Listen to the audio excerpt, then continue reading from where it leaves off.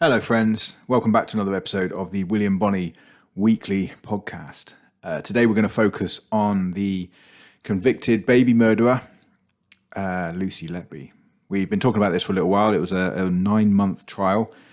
We've been waiting all this time. At 110 hours, they deliberated, and they came back with many guilties, some not guilty, or they couldn't quite find the evidence to charge her, to convict her.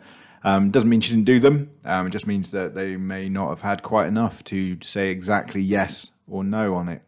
But she's been sentenced now. She's been sentenced to a whole life sentence. So she will never get out of prison. She will never be considered for parole. She will never see the open, free world again. She will die in a prison cell. She was 28 when she got arrested. And she will never see outside of the walls again. It's shocking. And what's more shocking is, and intriguing to me, is she doesn't seem like a criminal in the slightest. Now, sometimes, no, so there was a woman recently in the news who killed her husband, and she stabbed him, and then she was shown on the police camera saying, yep, she'd had enough of him, she was sick of him, she hoped she killed him, and you can understand that because it's years of abuse possibly, and someone snaps and they kill somebody, and it's normally someone they love. And the weird thing about baby killing is, unfortunately, it's normally done by parents of the baby or a friend of the family. It's very rare that it's a stranger, and even more rare that it's a nurse. What intrigued me is that she would have had to study quite a long time. She would have had to go through years of nurse training, and then through more specialist training to be on the baby unit. And then suddenly she decided to just snap, and over a 2-year period, kill 7 babies and injure or harm God knows how many more. Her whole career now is being investigated. So every placement she's been at, every baby that would have even got the sniffles under her watch is now being investigated to see if there were more crimes that she would have committed that hasn't been highlighted yet. And the reason she was able to carry on and keep on doing these heinous acts to children is because of the way that the NHS was set up, and the way that senior members of staff there raised their concerns about her, but they were silenced and even made to apologise for moving her off the ward. Now, bearing in mind, as soon as they did move her off the ward into an office job, all of these unexplained deaths and unusual occurrences in baby injuries all stopped overnight. It was so obvious. She was the connecting factor between all of the baby murders and all of the baby injuries on that wing. So obvious it was that several people raised their concerns that the only consistent line between all of these injuries and deaths was Lucy Letby being on shift herself. Now, psychologists are saying that it's very difficult to try and categorize her as insane or, your normal kind of serial killer would normally have some sort of pattern, as in they do it for hate, revenge, sex, violence. But she is quite a strange category because she killed the babies in differing ways. Most serial killers have a preferred method of killing people and they kind of perfect it as they go along. Whereas Lucy injected babies with air, milk, insulin, and God knows how else to kill these babies. I mean, she didn't just put a pillow over their head. She didn't just unplug the machines they were on. She didn't do anything else, give them a drug overdose in any other sense. And she's such a normal, nice looking girl. I quite often joke the fact that, she's just a normal, pretty, beige girl. That's how she's been described by some of the police officers, just beige, because she just lives an unexciting, normal, run-of-the-mill life. I laugh and kind of say that, she'd be one of the girls that I would have gone out with. I would have sort of tried going out with when I was younger in my early 20s. It sounds weird, but that was my type. Those kind of girls that had never been around a criminal, and found it exciting being around someone like me who, didn't have a proper job. I just sold drugs and kicked people's heads in. And girls like her would find that kind of life very exciting, and they would spend time around me and want to be around me. Girls exactly like her, just, never been in trouble, never been even, in amongst bad people. She had a very normal life, going out to her salsa classes and a gym, and going on holiday with friends. But ultimately, at some point, she cracked. Did she always have this kind of sadistic thing in her, or did it just come out? She's had to study a long time to get herself into a position where she was trusted with babies, and then suddenly she starts killing them all. Did something snap? Is she a sleeper cell for killing babies? Who knows? But something happened. There is one theory that she was trying to impress a male doctor who was sort of on her radar, maybe having an affair with him. Now, that to me is limited, because if you try and think of the kind of, for instance, that, okay, so maybe she did do it to get the attention of a male doctor. How would that play out? So, okay, so yeah, she's had a baby die on her shift. She texts him saying, "Oh, I'm feeling so sad." He texts her and says, "Oh, let's get a bottle of wine and, maybe have a bit of Netflix and chill tonight to take your mind off it."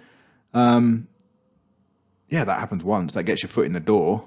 But why would you continue killing babies? Maybe she wasn't getting the attention she wanted. And she was thinking, "Oh, last time I killed a baby, he came running." Who knows?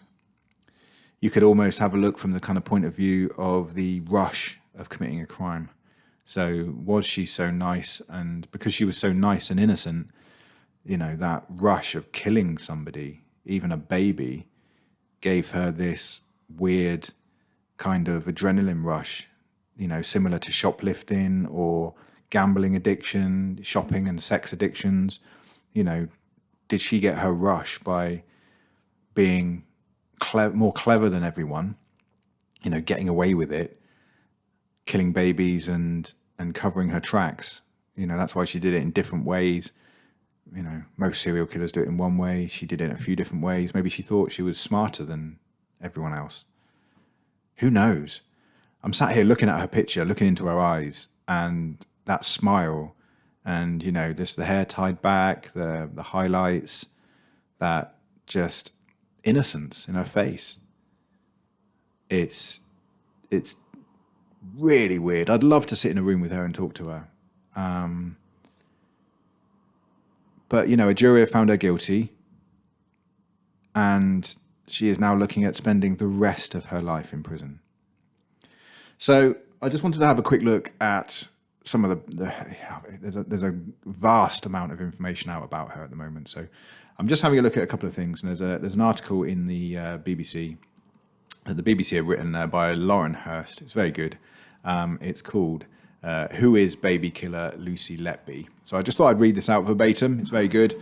Obviously, I read like a 3-year-old, so bear with me. I am at work as well. I've tried to record this a minute ago and had literally 3 phone calls and a customer turn up. So let's try and get this going while no one's around. So early in the morning in July 2018, Lucy Letby was led away from her home in handcuffs after being arrested for the first time. The neonatal nurse, 28 at the time, was to be questioned about her truly unthinkable crimes that, upon conviction, would make her the UK's most prolific child serial killer of modern times. Her arrest followed a painstaking investigation by Cheshire Police that, at its height, involved nearly 70 officers and civilian staff. The sole focus of Operation Hummingbird was to investigate the alarming and unexplained rise in deaths and near-fatal collapses of premature babies in the Countess of Chester's Hospital's neonatal unit. Within hours, the news of Letby's arrest was making headlines around the world. She was initially released on police bail, but was subsequently arrested twice more and then ultimately charged in November 2020. So if you're thinking back to the timeline of when all this happened between July and November 2020, this was when the world was reopening again after lockdown. I'm sure it was like July time. We started to sort of, get out there a bit. We were allowed out one by one back into the world again. Obviously, Letby being a nurse, she would have been working all through that time. And it's just a very strange scenario that just as our lives were all coming back, she would have been, her scope of freedom would have been narrowing. And you can see in her face in the video when the police first come, there's that initial little look of shock, because it's a very definite thing. So from the minute you're just living your life, she was in her little house, possibly watching some daytime telly or, scrolling through Instagram on her phone, and then suddenly you hear a knock on the door. And then you open it up and you see police in uniform. And your world is never the same again. And it's just, you can see that look on her face, and you can see the difference in her face between when she first opens the door to when she comes out and she's arrested. She looks battered, basically, as this weight of what happened, because she knows what she did. She absolutely knows what she did and what she's got away with. And it's all come crashing down around her. Committing crime isn't difficult. Getting away with it is. Now, since October, the 33-year-old has been on trial at Manchester Crown Court, accused of murdering 7 babies and attempting to murder 10 others between June 15 and June 2016. She steadfastly denied all of these 22 charges against her, but was found guilty of 7 counts of murder and 7 of attempted murder involving 6 babies. Letby was acquitted on 2 other counts of attempted murder, while jurors were unable to reach verdicts on 6 further attempted murder charges. The jury of 7 women and 4 men had deliberated for more than 110 hours after hearing 9 months of harrowing evidence. Now, this has already been, I think it's the longest criminal trial for murder in history. She's one of 4 people to ever receive a whole life sentence, 4 females. And I've talked before about how I'm intrigued by female criminals sometimes because there's so few of them compared to the male estate. I think we said last time it was something like 4% of inmates are women throughout the country, and of those 4%, only something like 18% of them are in for violent offences. And an even smaller number of them are going to be sort of serial killers, murderers, and baby murderers like Lucy. Now, a little bit of a sort of going into our history here. Lucy Letby was born on the 4th of January 1990 and grew up in Hereford with her mother and father, John and Susan, who since October have watched their daughter's trial unfold from the public gallery. Now, they've said that they're going to move up to Durham now, because I think she's going to be going into a prison in Durham, a high security prison. So they've said they're going to move the 250 miles to be closer to her. I even saw an article, which we might have a look at in a minute, about how her friends are sticking by her as well. Now, this is the fact that she's an anomaly, she's a mystery wrapped up in an enigma, wrapped up in a lie. That it's just so unbelievable that I'm guessing if you're her pal and you only know her from salsa and that she's this happy-go-lucky this person. So even when one of the doctors found out about it, they said, "Oh no, not Nice Lucy. She's known as Nice Lucy." And like I say, the police called her beige. That was the best way of describing her, as beige. Just average, normal beige. She attended a local school in 6th form in college, selecting subjects she would believe would help her achieve her goals and aspirations. "I've always wanted to work with children," she told the jury, adding she had chosen her A-levels which would best support that career. Letby, who was the first person in her family to go to university, studied nursing for 3 years at University of Chester.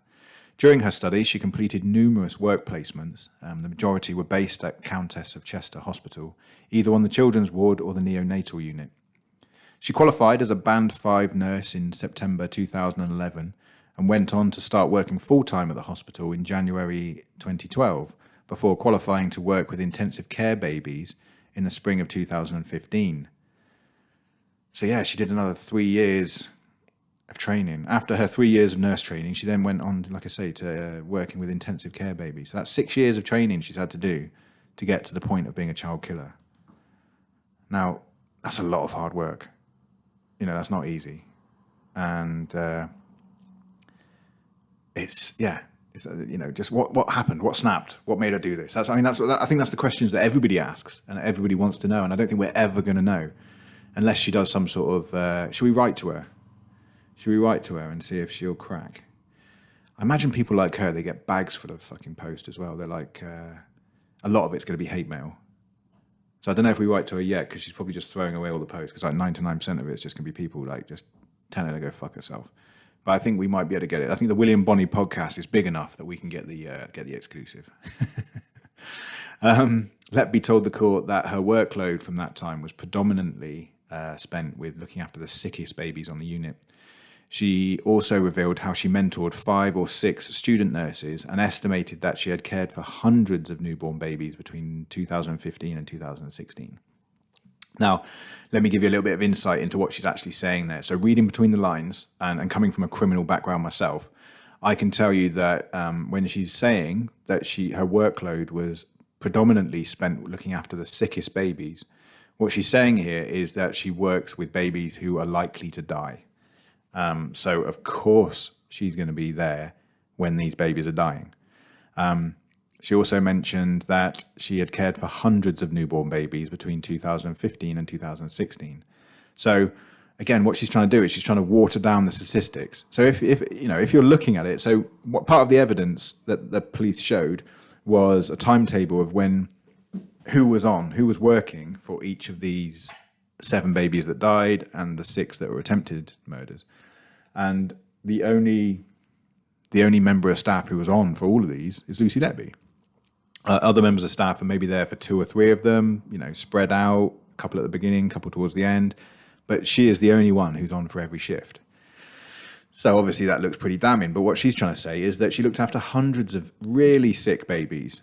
So if 7 of them died in 2 years, if you're looking after 200 really sick babies and only 7 of them died, she's just trying to water down those figures and try and make it seem like it's just normal. It's of course, it's like if you're a mechanic and you had hundreds of scrap cars and 7 of them broke down, that's normal.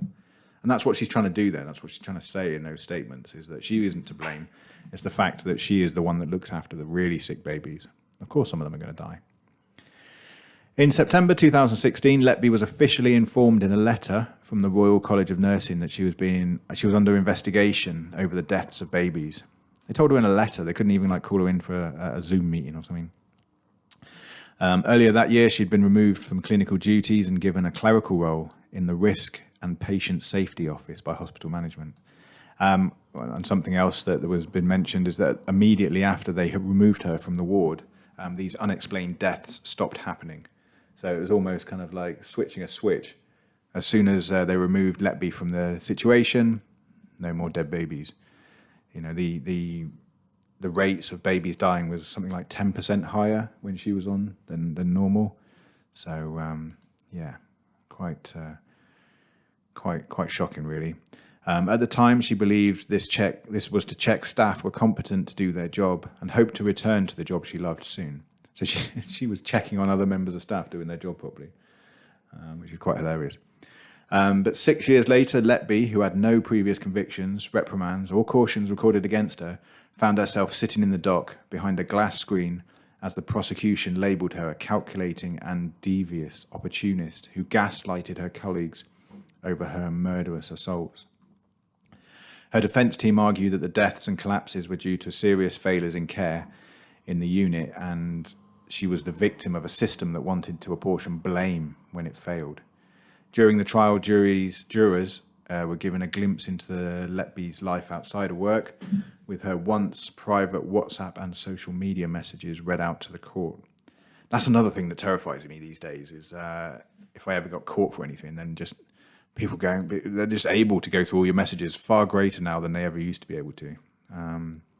And, you know, I'm not planning on killing babies or anything, but if anything did ever happen, there's tons of memes and messages that I send to my pals that are quite questionable, that, you know, I really wouldn't want to be shown in court to anybody. Letby told the jury she had quite an active social life. She used to regularly attend salsa classes, go out with friends, go on holidays with friends, and go to the gym. She started to cry as pictures of her home were shown, where she was first arrested. Now, again, I'm just looking at a picture of her bedroom here, and it just looks like a normal beige girl's room. She's got just some stuff about. It doesn't look like a hoarder. You know, it doesn't look like some weirdo living in her own filth. Just an unmade bed with teddies on it. A couple of hoodies hanging off the end of the bed where she's just thrown them down. You know, it's a fairly normal life by the looks of things. The reason she would have started crying is because she would have missed that home environment. She wouldn't have seen that home environment since November 2020, and it's what 3 years later, 2.5 years later. And it'll be a kick in the guts just seeing your room, basically. Just seeing all those little things, you know, just the little bits of jewelry hanging on a little frame there. I remember when I used to go to court, and when they take you to court from prison, you go in your own clothes, and sometimes you haven't seen your own clothes for months. You know, Lucy Letby was on remand for a couple of years, so she was on remand for as long as I'd been in for most of my times. So yeah, just seeing that photo of her bedroom would have been possibly the first time she'd seen home in all that time, and yeah, just that would have been a bit of a kick in the guts, really. So let's have a look. Letby lived in staff accommodation at Ash House before moving to a flat in Chester for about 6 months. She moved back to Ash House in June 2015 before moving into the house she bought on Westbourne Road. Now, bearing in mind, I don't think she had a boyfriend or anything like that. She wasn't living with a partner, as far as I'm aware. I haven't seen anything from a partner. So she bought this on her own. So again, little independent woman, doing all right. Everything's going cushy. You know, she must have been putting money away and saving, or she had savings and everything. Just, again, little beige woman. A photo on her notice board in the kitchen was covered in pictures and letters and featured a poster by her godson, which he probably regrets now. #1 godmother awarded to Lucy Letby. On her bed, she had a Winnie the Pooh and Eeyore cuddly toys, while in the drawer in her living room contained various documents and medical notes for her 2 cats named Tigger and Smudge. Tigger and Smudge, pretty boring names for cats. I bet the Smudge was a black cat, and Tigger, I bet, was a tabby. Classic cat names. But yeah, she got the Winnie the Pooh and Eeyore. And again, she just reminds me of the girls I used to date when I was in my early 20s. You know, the Winnie the Pooh cuddly toys on the bed. Just a normal nice girl. And these are the kind of girls that, you know, the police used to, when I get arrested from their houses, and the police would, you know, warn them against me and say, look, you know, Bonnie's no good. You need to be moving on with your life. And they would always have me back because they loved the excitement. Now, obviously, things started to go pear-shaped. And we're going to go into a little bit of detail now about the investigation. Okay, and it is pretty heavy, but it does show, obviously, the failings that allowed her to continue. And having worked in the NHS for a little bit of time myself, there is a lot of pressure on people.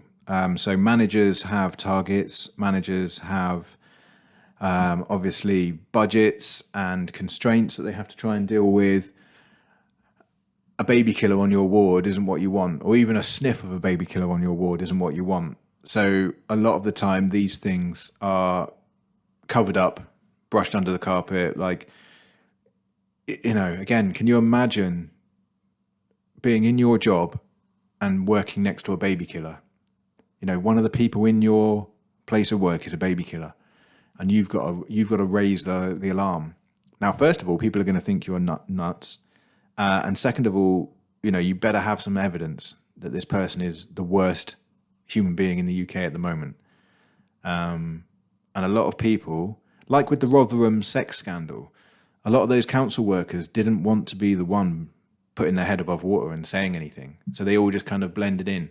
And this allows abuse to happen. So an informal review conducted in June 2015 by a consultant and lead neonatologist in the Chester Hospital revealed troubling details regarding 4 unexplained collapses that occurred on the same unit. 3 of these cases resulted in deaths in the same month.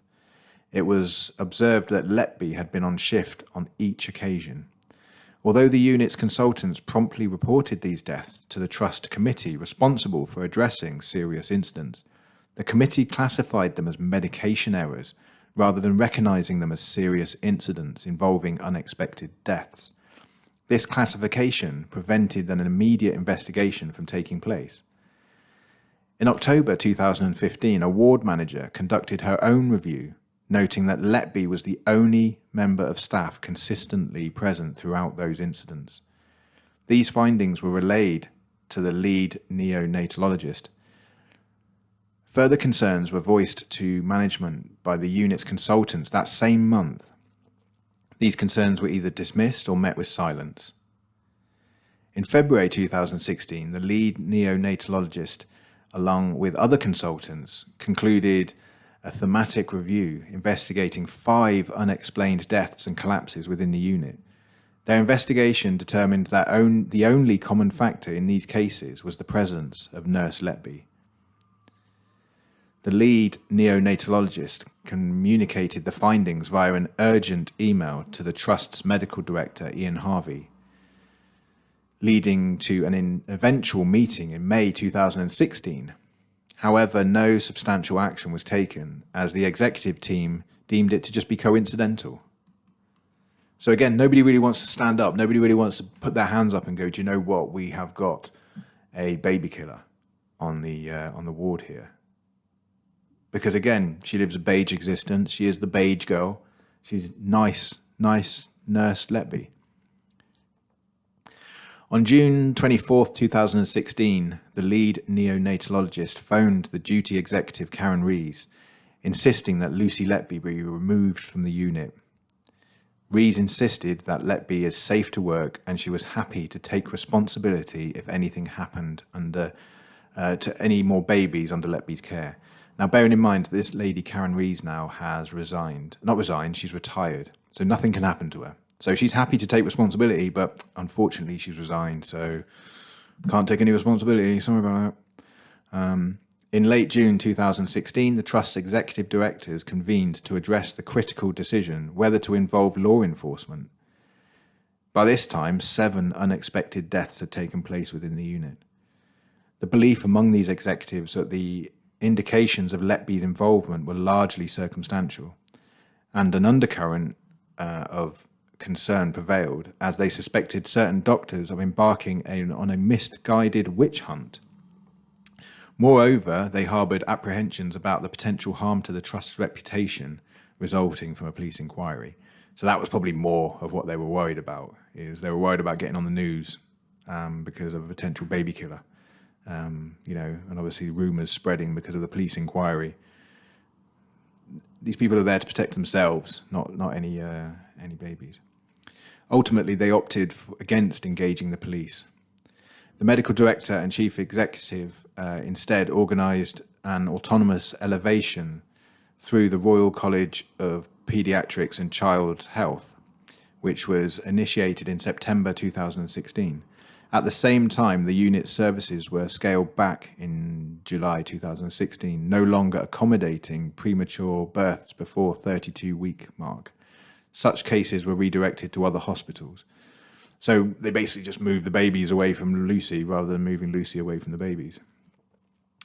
The Trust set such a narrow scope for the review that excluded investigating Letby's actions or the deaths, but instead focused on the unit's general service. In September 2016, Letby, who at this point was working in an office job because she'd been moved out of the baby ward because of the concerns about her, Letby raised a formal grievance about her late June 2016 transfer from clinical duties to the hospital's Risk and Patient Safety Office. This grievance was upheld by the board. So suddenly the board's now getting involved and they're siding with Lucy Letby. This grievance was upheld by the board in January 2017, which determined her removal had been orchestrated by the consultants with no hard evidence. They supported her return to the neonatal unit and offered her a placement at Alder Hey Children's Hospital in Liverpool, plus support to develop advanced practice or a master's degree. So they wanted to help her career as well. The medical director also commented that the report that the trust's intention was to protect Lucy Letby from these allegations. The hospital's CEO, Tony Chambers, who also was my local hospital's CEO at one point, that's how useless he is. The hospital's CEO, Tony Chambers, had met with Letby and her parents on the 22nd of December 2016 to apologise on behalf of the trust and assure them that the doctors who made these allegations would be dealt with.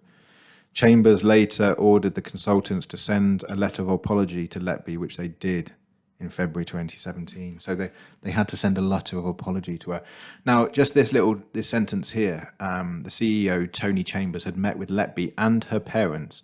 Now, this is a girl in her mid-20s, you know, and she's turning up to meetings about her job with her parents. So again, this goes back to what I remember of the girls that I used to see, and they would be quite tight with their parents, as in, you know, like I say, they're innocent. They haven't faced any adversity in life. They're just beige girls who get excited by criminals. Maybe this was her way of acting out. Maybe she was so good. Maybe she, you know, it's the case of that, you know, like the girls who go to Catholic schools and, you know, end up being promiscuous in later life. Maybe she was so good that this was her way of being bad. Who knows? Who absolutely knows? It's like I say, we'll write to her in about 6 months' time, and we'll get the lowdown. She'll write back to us and maybe go on a visit with her or something. In March 2017, consultants asked management to involve the police after receiving advice from the regional neonatal lead, who suggested further investigation was needed.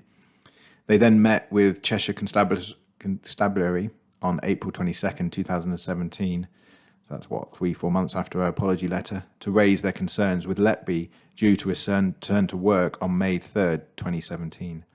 The trust publicly announced the involvement of the police in May, stating that this was to seek assurances that enable us to rule out any unnatural causes of death. The police investigation was called Operation Hummingbird. Interesting. I always wonder why they come up with these names. Do they have to think of names? I mean, a hummingbird, it's just a kind of cute little bird that hovers around plants, isn't it? Did they think that she was the hummingbird? What was going on there? I always, like I say, do they have like an app that, you know, that sort of generates these names? On the 3rd of July 2018, Lucy Letby was arrested by police on suspicion of 8 counts of murder and 6 counts of attempted murder. Following a year-long investigation, Letby's home at Chester was searched by police following her arrest. After Letby's arrest, the investigation was subsequently widened to include Liverpool's Women's Hospital, another location at which she had worked. No evidence that patients at the hospital came to any harm was found during the initial investigation, though police have begun looking into Letby's entire career now, including at Liverpool's Women's Hospital since her conviction. Letby was bailed on July 6th. When did she get arrested?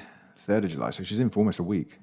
3 days, that's not really a week, is it? She was bailed on the 6th of July as they continued their inquiries. She was then rearrested almost a year later, 2019, June 10th, in connection to 8 murders and 9 attempted murders. And again, then she was properly arrested and charged November. So she was on bail for over a year for these crimes. Letby denied all 22 charges against her, blaming the deaths on hospital hygiene and staffing levels. On March 13th, 2020, Letby was placed on an interim suspension by the Nursing and Midwifery Council on August 18th. Nursing stated that Letby remains suspended from our register, and we will now move forward with our regulatory action, seeking to strike her off the register. So it just seems like you can already see the excuses she's using. So you can tell when she's talking to her friends and her mum and dad, she was the victim in this. She was blamed for these deaths when actually, no, it's the hospital. The hospital is to blame for this, staffing levels and dirty water. I think she says in one of the interviews that like brown water was coming out of the taps and stuff like this. I mean, yeah, these hospitals are old and sometimes that happens, but again, you'd be seeing more deaths than just the deaths when she was on. You'd be seeing deaths when she wasn't there as well. So yeah, after the apology letter, you can say, well, look, it was a witch hunt. It was, they've apologized, and now they're blaming me for all the baby deaths. And because she's such a nice girl, and I doubt people can register it, this is probably why she's, thinking she can get away with it. Letby's trial began at Manchester Crown Court on the 10th of October 2022. She pleaded not guilty to 7 counts of murder and 15 counts of attempted murder. Letby's parents and the families of the victims attended the trial. The child victims were referred to as Child A to Q. The press secrecy around the identities of the 17 babies and 9 colleagues who gave evidence was rarely seen outside proceedings involving matters of national security. 2 years before the criminal trial, Miss Justice Stein banned the identification of the living victims until their 18th birthday.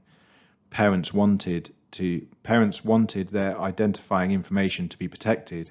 Through Stenrin ruled that one parent's profession as a physician was relevant due to his medical expertise, and that it would not make that parent identifiable to the public. Several witnesses requested anonymity, including the doctor that Letby was reportedly infatuated. Infatuated makes it sound even worse, doesn't it? She that's more than just getting butterflies in your stomach. Being infatuated is like following in him home and stuff, isn't it? The judge approved these requests, ruling that getting testimony from the colleagues was more important than being publicly identifiable. The court was shown texts sent by Letby to her friends, one of which discussed the baby deaths, which Letby described as sad and cruel and heartbreaking, later adding, "It's not about me or anyone else. It's those poor patients who have to walk away without their baby. It's so unbelievably sad." Letby had also told a colleague that taking child A into the mortuary was the hardest thing she'd ever had to do. A paediatrician testified that he and other clinicians had previously raised concerns about Letby, but were told by the hospital administration they should not really be saying such things and not to make a fuss. Another doctor testified that Letby commented an hour before one victim died, "He's not leaving here alive, is he?" Well, of course not, because she just injected him with insulin, or whatever she did. On the 4th day of the trial, the prosecution presented a handwritten note from Lucy. Now, this is really interesting, because this is one of the only signs that she is off her nut, is this note that she's written out, and it's scrawly handwriting. It's the scrawlings of a crazy person. And it is as chaotic as their mind is. Now, when I've been in prison before, I've been onto the hospital wing and I've spoken with inmates who have mental illness. And it's always very difficult to try and think about mental illness and someone who's genuinely crazy. Because a lot of people are a bit weird or eccentric or strange. But when you meet someone who is insane and the ramblings they come out with, they're incoherent, they don't make sense. It's like they're living in a dream that isn't staying on one story. A lot of the stuff they say is rambly and just nonsense. And it's just very difficult to keep on contact with them. And this letter that she's written, she's just scrawled all over it, is a view into that world. Let's have a look at this again. The prosecution presented a handwritten note from Letby which said, "I am evil. I did this." and that she killed them on purpose because she couldn't take care of them. The defence argued that the note was the anguish outpouring of a young woman in fear and despair when she realises the enormity of what's being said about her in the moment to herself. She said that Letby had written it when she was dealing with employment issues, including a grievance procedure with the NHS Trust. Several other notes from Letby were shown in court, one of which said, "Why? How has this happened? What process has led to this current situation? What allegations have been made and by who? Do they have written evidence to support their comments? And I haven't done anything wrong, and they have no evidence, so why have I had to hide away?" Both of which were of Letby expressing frustration about not being allowed to work back in the neonatal unit. Letby herself gave evidence to the court in May 2023, breaking down in tears and claiming she was made to feel as though she was incompetent, but meant no harm. When asked why she wrote the "I am evil, I did this," Letby said, "I felt at the time as if I'd done something wrong. I must be such an evil, awful person. I'd somehow been incompetent and had done something wrong, which had affected these babies." Letby said that these allegations had negatively impacted her mental health, and saying, "I don't think you can be accused of anything worse than that. I just changed as a person. My mental health deteriorated. I felt isolated from my friends on the unit. From a self-confidence point of view, it made me question everything about myself." So she's basically saying her mental health collapsed after the accusations, but obviously the accusations were based on her actions and her common, the common denominator being that Lucy Letby was the one that was with all these babies just before they died. So, yeah, it's very, very tricky. But again, the jury have found her guilty. Who knows what went on in her head? Who knows what she was trying to do, what rush she was trying to get, whether she was trying to get someone's attention or whether her mental health had just broken down to the point that, that she just did these abominable crimes. So moving on to the verdicts and the sentencing now, on July 10th, 2023, after a 9-month trial, the jury was sent to deliberate. The verdicts were returned by the jury on several days, starting on the 8th of August, but was not until the final verdicts were returned on the 18th of August that the verdicts were made public. Letby was found guilty on 7 counts of murdering 7 babies. She killed them by injecting them with air, overfeeding them, poisoning them with insulin, and assaulting them with medical tools. She is the most prolific serial killer of children in the modern British history. Letby was also found guilty of 7 counts of attempted murder of 6 infants. Letby was found not guilty of 2 counts of attempted murder. The jury was unable to reach verdicts on a further 6 attempted murder charges. Nicholas Johnson, KC, asked the court for 28 days to consider whether a retrial will be sought for these 6 counts. Now, with her being given a whole life sentence, I don't think that there would be any need for another trial. You're basically putting the victims through another God knows how many months of evidence and reliving it and trying to drag Letby to court again. I don't think there's any benefit to anyone by doing it. Although you never know, some people, if your baby was one of the ones where you got a not guilty for or unable to consider it, then you're going to possibly want that closure of her being found guilty of it. Whether it means anything or not, you might just want her to be accountable for it rather than just for your child's death to go as an unknown. On the 21st of August 2023, Letby was sentenced to life imprisonment with a whole life order, the most severe sentence possible under English law. She was only the 4th woman in UK legal history to receive such a sentence.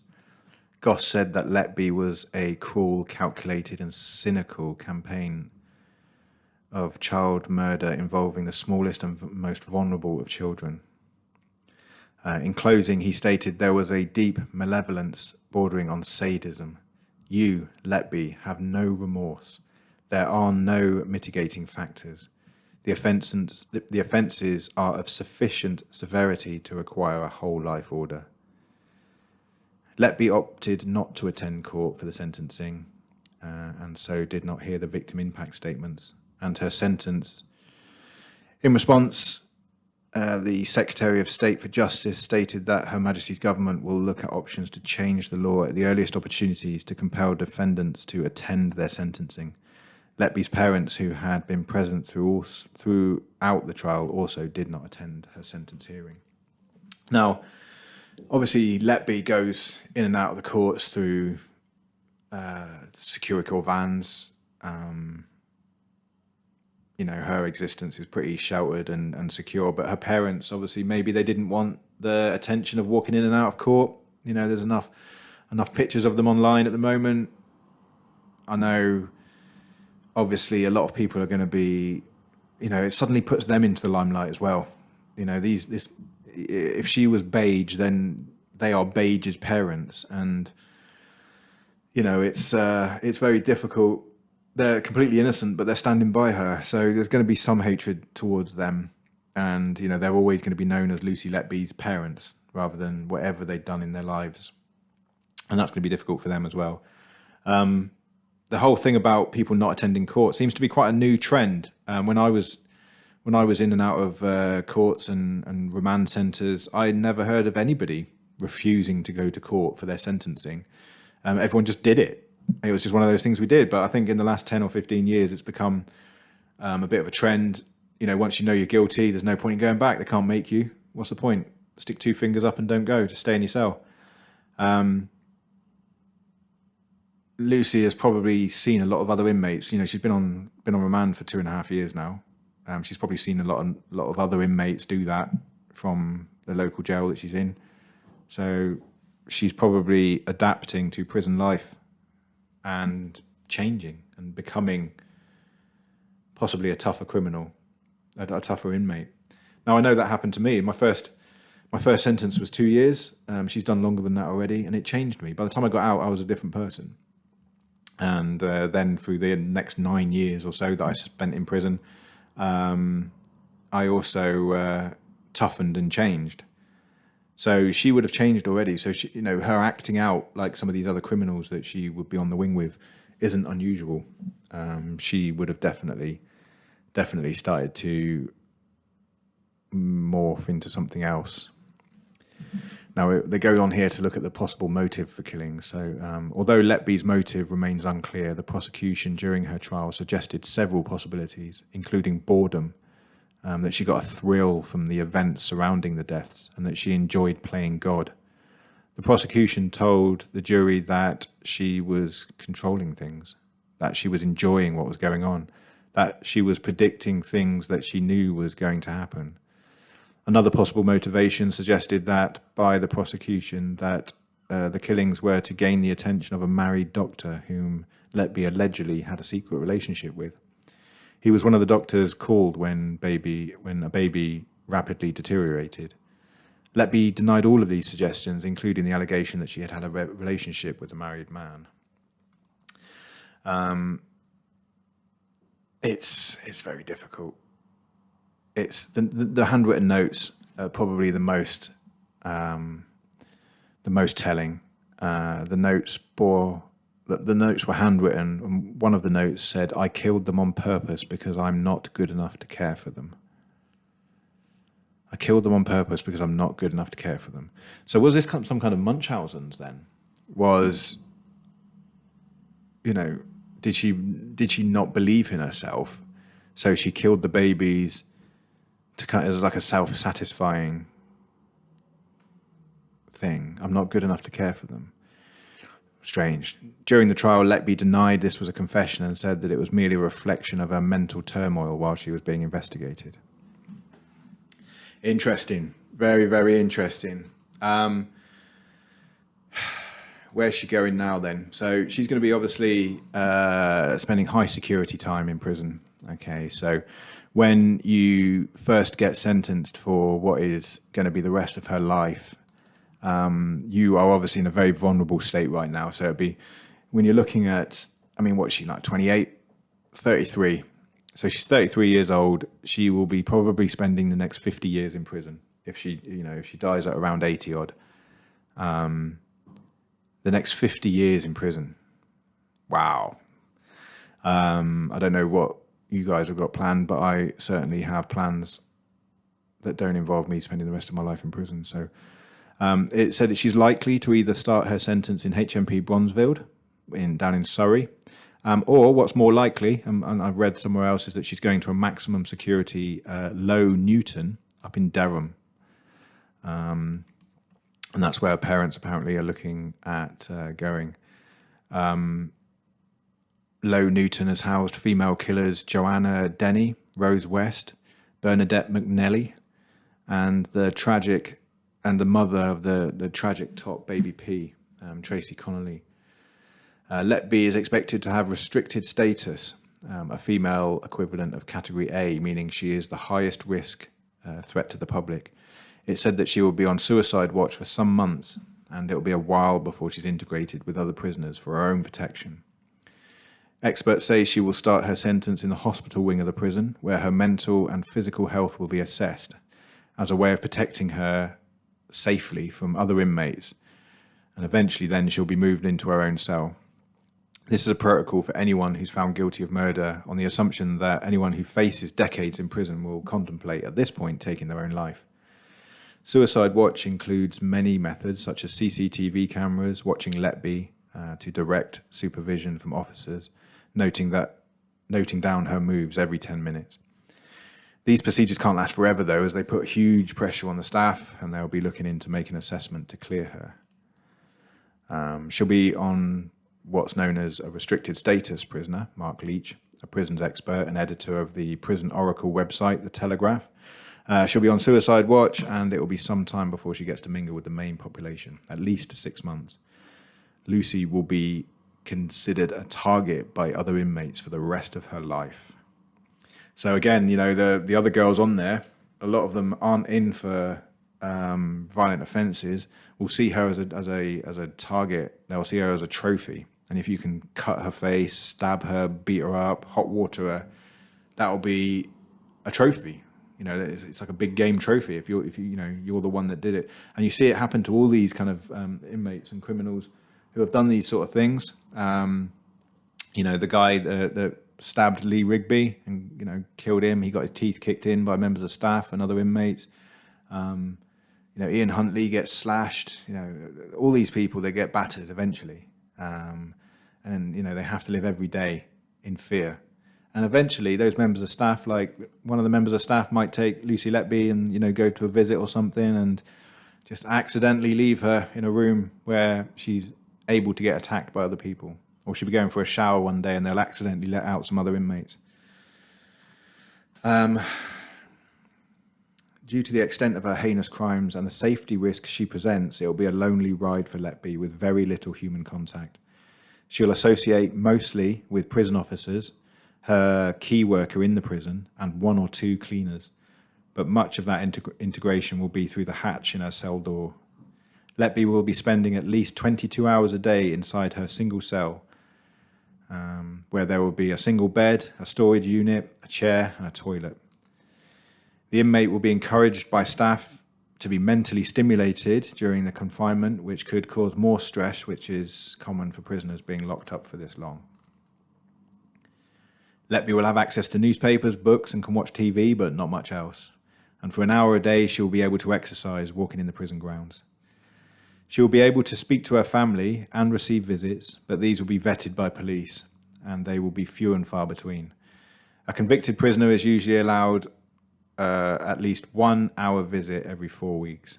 So that's just on normal routine. Once you get up to enhanced and everything, you might get 2 or 3 more visits. But again, I doubt people will be packing the visitor hall to come and see her.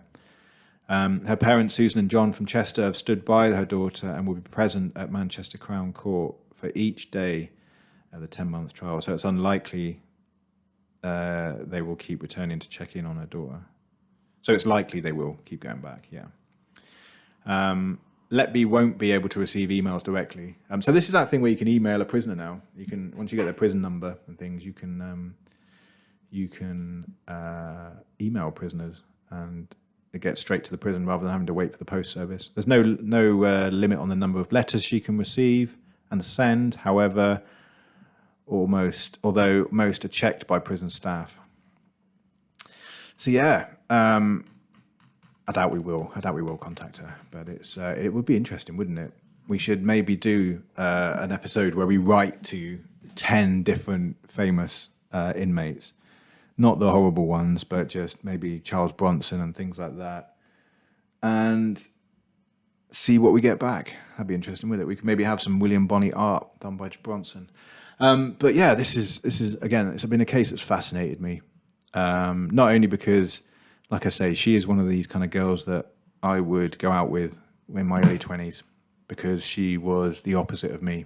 She was a beige, nice, innocent girl who loved the thrill of being around criminals.